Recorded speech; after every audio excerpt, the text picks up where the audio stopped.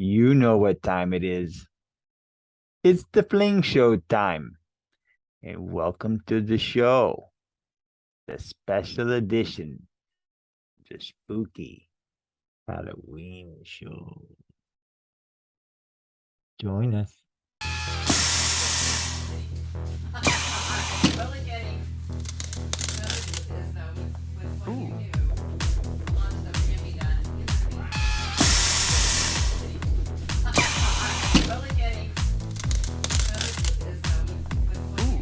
My favorite night is Monday nights. Tune in to the Fling Show. Bye. Monday nights are Fling Show nights. Hey everybody, tune into the Fling Show on Mondays.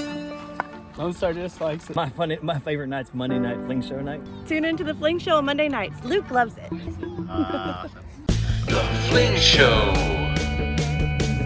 The Fling Show. Y'all wanna know about the mystery of flight. You wanna hear about the scene done right. So kill your TV and just come outside. We're gonna take you on a beautiful ride. The Fling Show. The Fling Show. The Fling Show. The Fling Show. The Fling Show.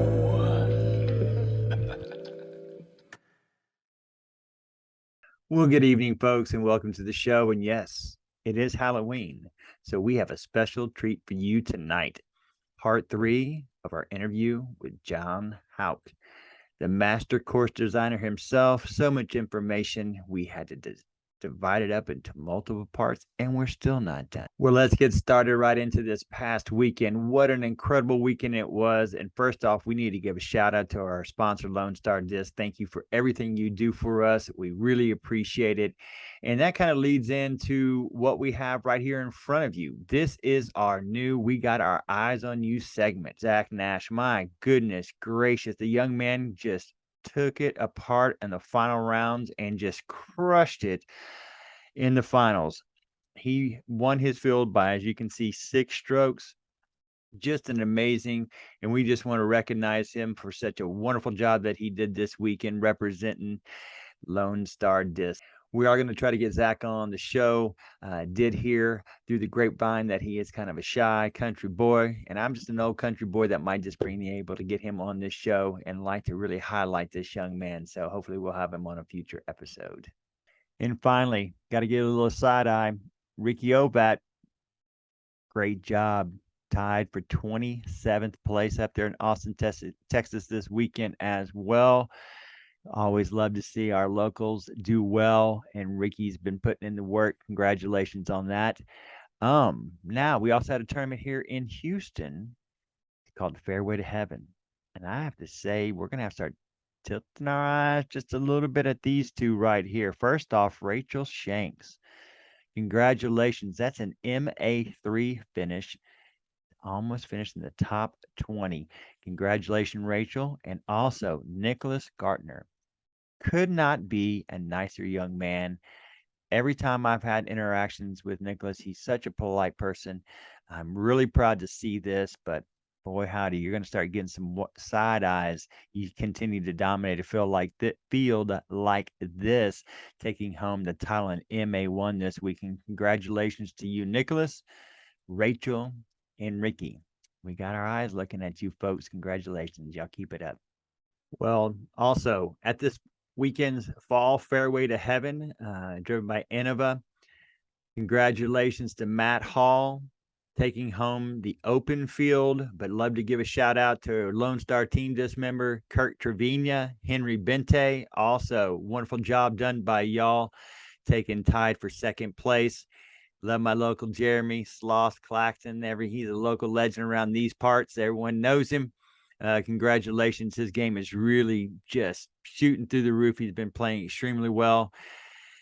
And also on the ladies' side, Miss Barker, congratulations for taking home the win over our own Fling Show, Miss Meredith Geary. I just looked at those last final few holes. It looks like from hole 12 to hole 16, y'all went tight into the final round, but those last from 12 to 16, that seemed to just separate you two. So congratulations to you, Shannon, Meredith.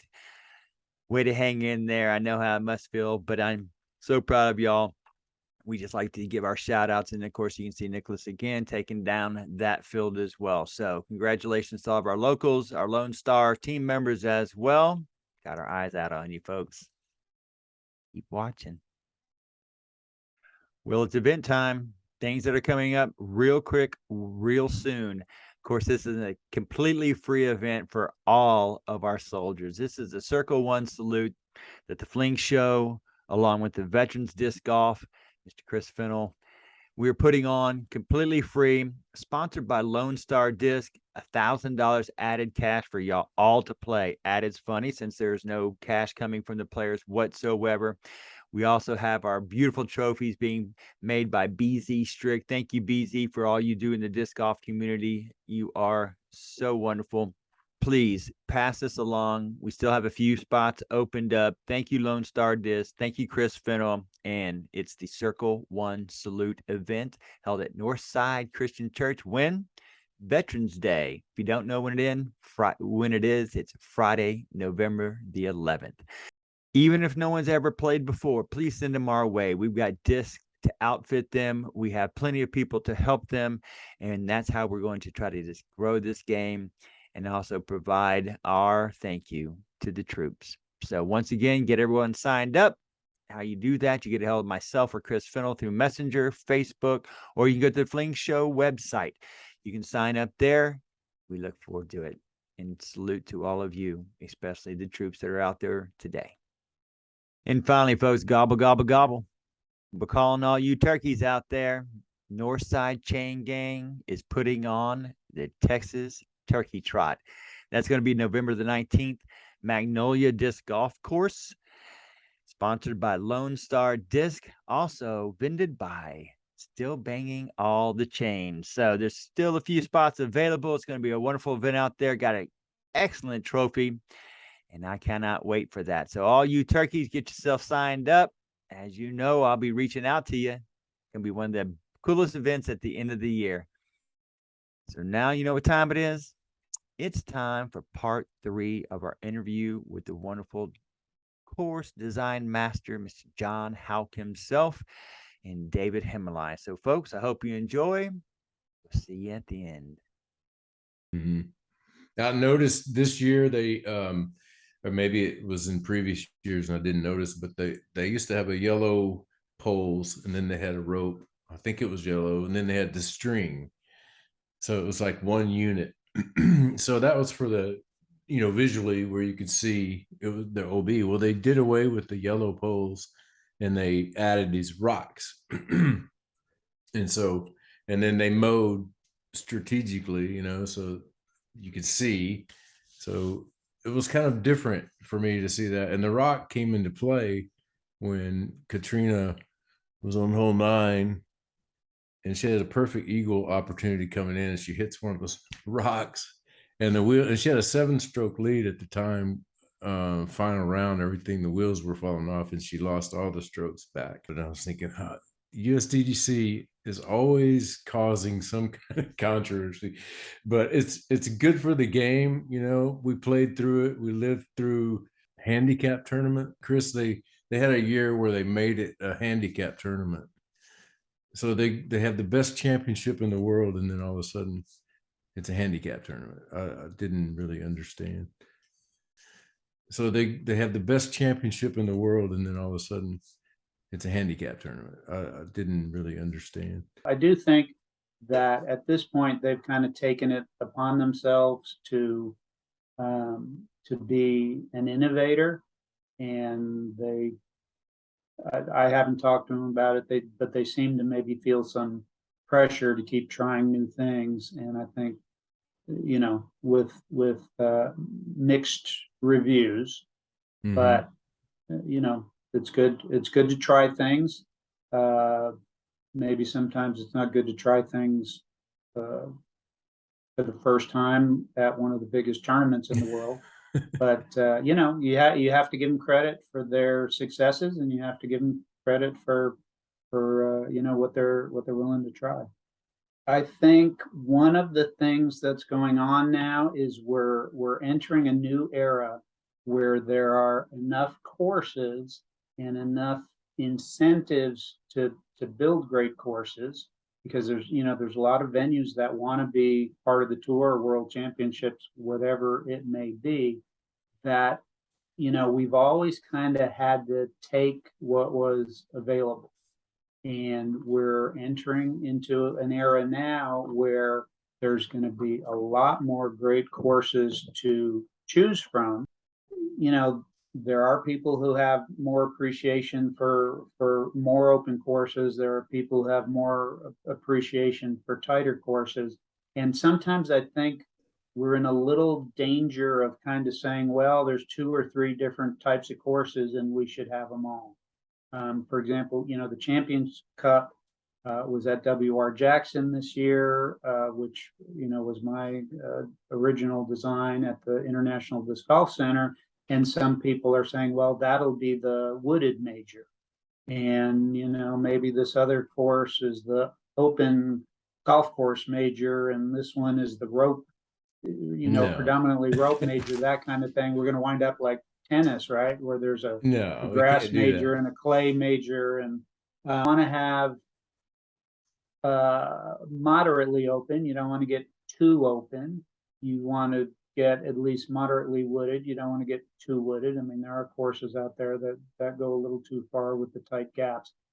I think, and I'm pretty sure we've got some projects coming up. They're not in stone yet, so I can't really talk about them, but we're going to have some opportunities to do courses that are some in the woods and some a little more open. I don't ever want to do wide open, but if you have, a few holes where people can really let loose, of course, I think if you're in the woods, you want to have holes where people can, they're not going to throw maybe 600 feet, but they can throw, 450, 500 feet in the woods. And if they have that option, it's important to give them. So to me, the ideal course of the future is going to have a mix of everything as much as possible.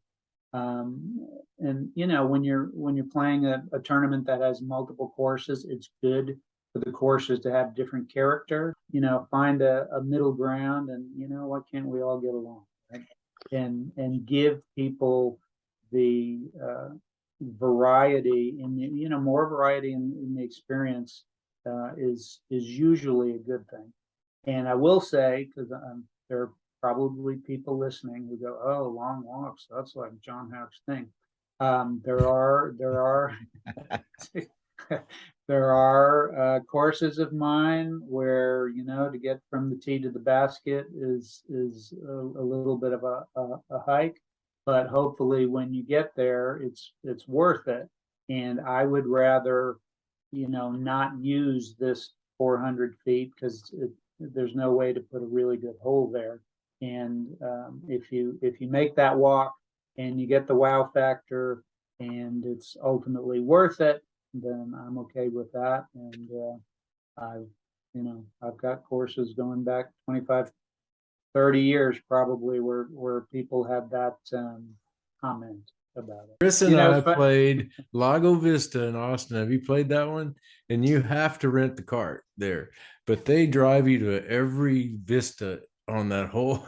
And there, how it is out there. It's beautiful, like rolling hills, and that cart will take you right to the top of the hill, and that's the tee pad right there off of the path. Yeah, yes, it is. I have been out there, and it is beautiful. And I will say, this is something else that is in our future, because there are more golf venues or former golf venues where cart rental is a form of income. And so on the one hand, we've always said it's a walking game, it's exercise, and on the other hand, people love carts. So there's a little tension there that I think we'll be dealing with more in the future. I follow a DIY carts site on Facebook, homemade carts, because I used to have one. Actually, I had 3, but there's a lot of electric stuff seeping in, and more cart stuff like that could, the possibilities are pretty cool. Really, it doesn't have to be a big old tank of a cart like in golf. It could be a little scooter kind of thing. Right, and they have those little surfboard things that I guess Yeah. people use on golf courses now. So Yeah. probably wouldn't work on most disc golf courses. For the most part. What I think Hemi was saying earlier too, we are kind of lucky because what I like about some of the courses that really challenge me, I find that it not forces me to, but it gives me a better idea to throw one shot like 3 or 4 or 5 times, where I might find myself flicking 3 or 4 or 5 times, and then the next, then the sixth hole is all of a sudden, oh my goodness, it's time for me to throw a backhand. I kind of often like courses like that because it does put that stress that, okay, now it's time, and you haven't shot it in a while, but it's time now, and you got to do it. Rhythm is an element of the course that I'm really getting more and more interested in. How from hole to hole and in sections of holes, and do you start kind of easy and work your way up and then back down a little bit and then make it a little harder again. And in some ways it does become like a piece of music, where you plan on where the crescendo is going to be, and how strong is the finish, how hard do you come out at the very beginning. And it's one of the real subtleties. And again, we've spent decades having to kind of just deal with what we're given, and now we're having more opportunities with bigger properties, more opportunities to shape the land and that kind of thing. So that's a really interesting point, Chris, and I think that's something that's going to become more a part of design in the future too. There are holes too, typically in the second half of the course, where they make a big impact on you, and you're trying not to think about them 6 holes ahead of time because they're coming. And you're like, okay, I just got to focus. I just got to focus on where I am. It's like, okay, I'm coming. You're getting closer. It's going to have to happen. And those kind of holes that kind of get in your head and build that anticipation. And it's not always a negative kind of anticipation. Sometimes it's that's the hole you're really looking forward to playing, and that's the view you're really looking forward to seeing. And building that anticipation is it can be an important psychological part of the experience. Thank you for tuning in. And the Fling Show always like to say, until next time, go throw something in the air and play disc golf. Peace. Happy Halloween.